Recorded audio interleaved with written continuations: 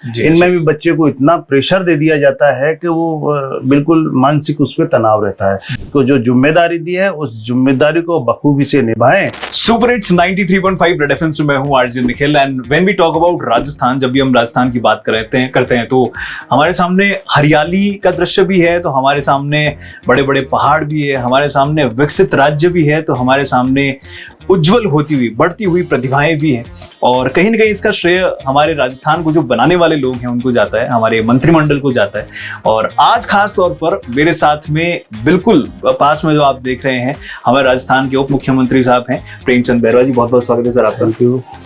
खासी बातचीत हम करते रहते हैं राजस्थान के बारे में, क्योंकि मैं पक्का राजस्थानी हूं तो मैं ढूंढता रहता हूं ऐसी पर्सनैलिटीज को, ऐसे लोगों को जो राजस्थान को बहुत ही कह लीजिए दिल से चाहते हैं। कई जगह पे पानी भरने की प्रॉब्लम है, यातायात रुक जाता है, ट्रैफिक रुक जाता है, तो इनसे रिलेटेड जो भी विभाग हैं, डिपार्टमेंट्स हैं, इनको क्या निर्देश है आप लोग के? निश्चित रूप से जो नगर निगम, नगर परिषद या नगर पालिकाएं हैं उनमें ये अभियान के तहत शुरू किया जा रहा है काम कि जितने भी नाले वगैरह है वो साफ सफाई, और इवन गाँवों में भी या हाईवे पे भी जहाँ पे जो नालियाँ बन रही है उन नालियों को साफ सफाई में लगा रहे हैं। कहीं पे अगर कोई रोडें खराब है या कहीं पे ऐसी दिक्कत आ रही है कि वहाँ पे पानी ज़्यादा आवक होती है, उन चीज़ों को हम पॉइंट को करके और उस पे हम काम करवा रहे हैं। अच्छा, क्योंकि सड़कों की बात हुई है तो रोड एक्सीडेंट्स की बात करें तो हम देश में चौथे नंबर पे आते हैं। राजस्थान हमारा जो राज्य है,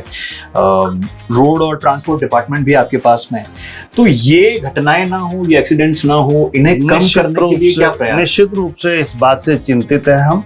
और अभी भी आपको आने से पहले मैं रोड सेफ्टी के बारे में पूरा प्रेजेंटेशन ले रहा था, और इसके बारे में हम ये चाहेंगे कि कम से कम एक्सीडेंट हो जी, और हो ही नहीं, इस बात पे हम प्रयास कर रहे हैं। निश्चित रूप से ज़्यादातर तो अवेयरनेस लोगों को, जो युवा बच्चे होते हैं वो निश्चित रूप से गलती करते हैं, वो जोश में ज़्यादा चलाते हैं और अवेयरनेस की कमी है, तो उनके बारे में भी सोच रहे हैं। ऐसे कई ब्लैक स्पॉट है उनको भी हम चिन्हित करके और उन पे भी काम करवा रहे हैं। और हमारे चिकित्सा में भी सुविधा के जहाँ एक्सीडेंट होती है उसके पास में कोई ट्रॉमा सेंटर या ऐसी चिकित्सा या एम्बुलेंस के द्वारा कोई सडनली उनको अपन राहत दे सकते हैं। इस मामले में को लेकर निश्चित रूप से हम इस पे कार्य कर रहे हैं, और ये इस पे हर चीज़ पे लेकर मैं समीक्षा कर रहा हूँ कि हमारे रोड सेफ्टी का जो पूरा बजट है वो उसमें लगे और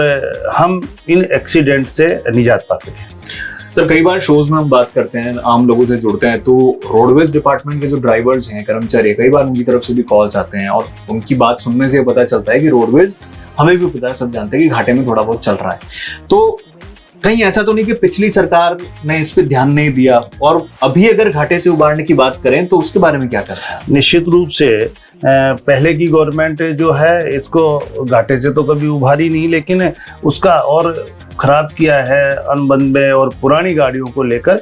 अभी हमारी रिसेंट जब सरकार में माननीय हमारे यशस्वी मुख्यमंत्री जी आए, उसके बाद में हमारे को 500 बसें अभी नई बसें तैयार करवाएं, उनकी बॉडी का काम हो रहा है और जनता को अच्छी सुविधा मिले। और हम भी ये चाहते हैं कि जो नई गाड़ियां होगी तो उनमें हमारा माइलेज भी अच्छा आएगा और उसमें खर्चा भी कम आएगा। इसको देखते हुए हम चाह रहे हैं कि ये रोडवेज को घाटे से उबारा जाए और लोगों को अच्छी सुविधा हम दे सकें। हायर एजुकेशन डिपार्टमेंट भी सर आपके पास में है। बच्चों की स्पेसिफिकली बात करें तो हम कई बार शोज के माध्यम से उनसे जुड़ते हैं, कई बार सोशल मीडिया के जरिए उनसे जुड़ते हैं, पता चलता है डिप्रेशन में चले जाते हैं बच्चे।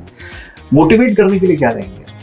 निश्चित रूप से देखो, बच्चों पे मेरा मानना है, और जो हायर एजुकेशन की जो हमारी या एजुकेशन की जो पॉलिसी है, सेंटर पॉलिसी है, एजुकेशन पॉलिसी, उसको हम यहाँ पे लागू करने का पूरा प्रयास कर रहे हैं। क्योंकि बच्चा जब ये कोचिंग इंस्टीट्यूट हमारे ज़्यादा है,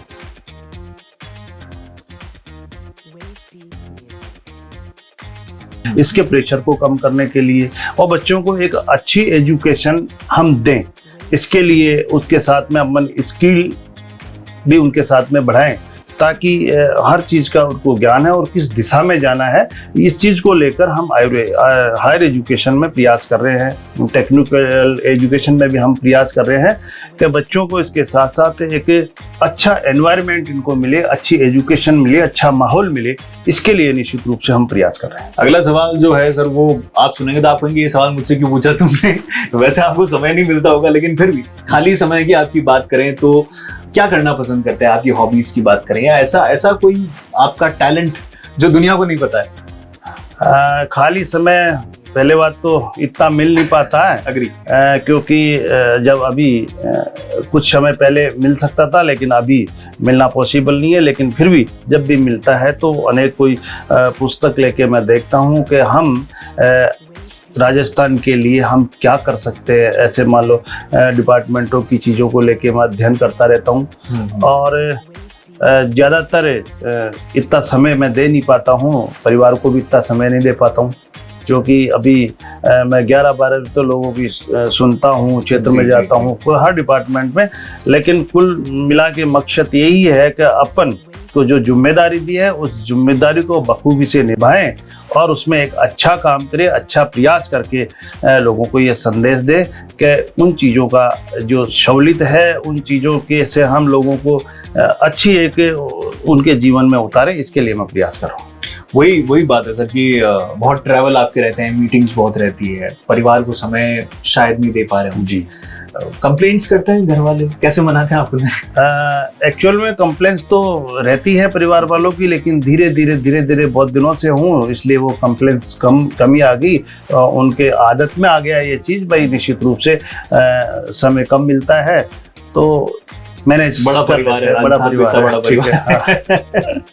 अच्छा, आप कितने पक्के राजस्थानी है? राजस्थानी के तौर पे अगर आपसे पूछा जाए तो कितना समाया है राजस्थान? बिल्कुल, मैं पक्का राजस्थानी हूँ, इसमें कोई शक नहीं है। मुझे राजस्थान की हर अलग अलग भाषाएं भी मुझे अच्छी लगती है, यहाँ का कल्चर और यहाँ के जो अलग अलग क्षेत्र का, जो कहीं पहाड़ है, कहीं रेतीली ज़मीन है, कहीं पठार है, तो ऐसे कुल मिला के राजस्थान कल्चर बहुत अच्छा है। और यहाँ की पुरातत्व की चीज़ें आप देखेंगे तो वो भी अच्छी लगती है। तो मैं कुल मिला के राजस्थान के लिए कहूँगा कि मैं खुद पक्का राजस्थानी हूँ और मुझे राजस्थान से बहुत प्रेम है और रहेगा। राजस्थानी में कुछ कहनी चाहो अगर आप राजस्थान का लोग ने तो कहीं क्या हो?